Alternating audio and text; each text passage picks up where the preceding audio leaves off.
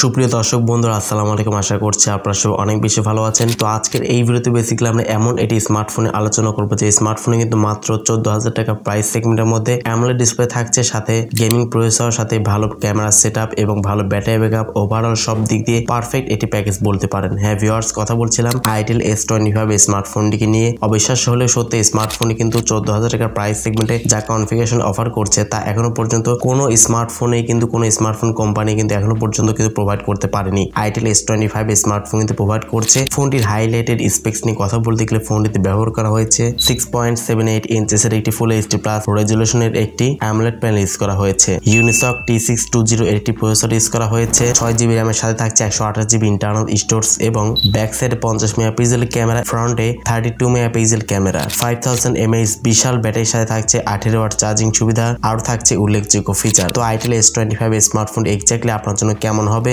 ফোনটির প্রাইস কত এবং ফোনটি দিয়ে কেমন গেমিং এক্সপিরিয়েন্স পাবেন, ক্যামেরা পারফরমেন্স কেমন, সমস্ত কিছু আজকের ভিডিওতে একদম ইন ডিটেইলসে আলোচনা করার চেষ্টা করব। অবশ্যই ভিডিওটি সম্পূর্ণ ওয়াচ করবেন। ভিডিওটি শুরু করার আগে আপনি যদি এখনো পর্যন্ত আমাদের পরিবারের সদস্য না হয়ে থাকেন, এই ধরনের নিত্য নতুন ভিডিওগুলো রেগুলার পাওয়ার জন্য অবশ্যই চ্যানেলটিকে সাবস্ক্রাইব করে পাশে বেল বাটনটি অল সেট করবেন পরবর্তী ভিডিওগুলোর আপডেট সবার আগে পাওয়ার জন্য। চলুন তাহলে শুরু করে দিই আমাদের আজকের ভিডিও। আনবক্স করে সময় নষ্ট করলাম না। ফোনটির বক্স কন্টেন্টে হেডফোন বাদে সবকিছুই রয়েছে। ফোনটির ডিজাইন এবং লুকসের কথা বলে গেলে স্মার্টফোনের ব্যাক সাইডে কিন্তু দুইটি ক্যামেরা সেটআপ থাকছে এবং ফ্রন্টে কিন্তু মিডল পাঞ্চল ক্যামেরা ইউজ করা হয়েছে। এই প্রাইস সেগমেন্টে মিডল পাঞ্চল ক্যামেরা এটা কিন্তু সত্যি প্রশংসা না করে একদমই হচ্ছে না। পার্সোনালি খুবই ভালো লেগেছে স্মার্টফোনের ডিজাইন কোয়ালিটি। পোর্টস এবং বাটনের কথা বলতে গেলে ফোনের ডান সাইডে থাকছে ভলিউম আপ এবং ডাউন বাটন এবং পাওয়ার বাটন। নিচে থাকছে type C port, 3.5mm headphone jack, 3D speaker এবং মাইক্রোফোন। তো ওভারঅল সবকিছু পোর্টস এবং বাটনও কিন্তু পেয়ে যাচ্ছেন স্মার্টফোনটিতে। যেহেতু বাজেট ক্যাটাগরি স্মার্টফোন, তো সেক্ষেত্রে এখানে প্লাস্টিক বিল ইউজ করা হয়েছে, বাট দেখতে কিন্তু খুবই ভালো লাগছিল।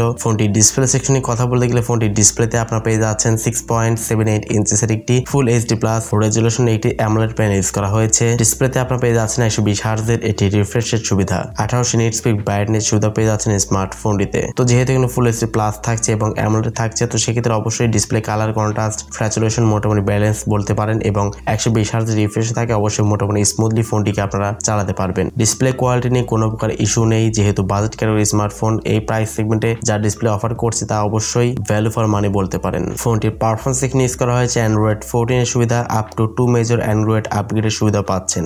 ইউনিসক T620 এর একটি 12 ন্যানোমিটার ফেব্রিকেশন বিল্ড করা একটি মোটামুটি চিপসেট ইউজ করা হয়েছে। বাজেট লেভেলের চিপসেট কিন্তু এখানে ব্যবহার করা হয়েছে, যেটার আন্টুটা আমরা চেক করেছি। সিঙ্গেল করে এর আন্টুর স্কোর করেছে 584 মতো এবং মাল্টি কোর স্কোর করেছে 1550 এর মতো কিন্তু স্কোর করেছে। স্মার্টফোনে আপনারা পেয়ে যাবেন দুইটি র্যাম ভেরিয়েন্ট, সেটি হচ্ছে 6GB RAM 128GB internal storage এবং 8GB RAM 128GB internal storage. যারা বেশি পরিমাণে মাল্টিটাস্কিং করবেন তারা কিন্তু 8GB ভেরিয়েন্টটি কিন্তু পারচেজ করতে পারবেন। ফোন ব্যাক সাইডে থাকছে দুইটি ক্যামেরা। মেইন ক্যামেরা হচ্ছে 50 মেগাপিক্সেল মেইন সেন্সর, সেকেন্ড ক্যামেরাটি হচ্ছে একটি অক্সিলারি লেন্স ইউজ করা হয়েছে। ফ্রন্টে থাকছে 32 মেগাপিক্সেল একটি ক্যামেরা। ফোনের সামনে পেছনে উভয় ক্যামেরা দিয়ে আপনারা সর্বোচ্চ 1440 পিক্সেলের 30 পিসে ভিডিও শুট করতে পারবেন, যেটা বাজেট হিসেবে আমার কাছে একদম পারফেক্ট মনে হয়েছে। এছাড়াও ফোনতে অ্যাজ ইউজুয়াল যে সমস্ত বিষয়গুলো যেমন লাউড স্পিকার, 3.5mm হেডফোন জ্যাকের পাশাপাশি USB টাইপ সি পোর্টের সুবিধা আপনারা পেয়ে যাচ্ছেন এবং স্মার্টফোনতে আন্ডার ডিসপ্লে অপটিক্যাল ফিঙ্গারপ্রিন্ট স্ক্যানের সুবিধা পাচ্ছেন। ফিঙ্গারপ্রিন্ট স্ক্যানারটি যথেষ্ট ফাস্ট এবং অ্যাকুরেট বলে জানতে পেরেছি। তো অ্যাট লাস্ট স্মার্টফোনের ব্যাটারি নিয়ে বলতে গেলে ফোনতে পাচ্ছেন 5000 mAh একটি বিশাল ব্যাটারি এবং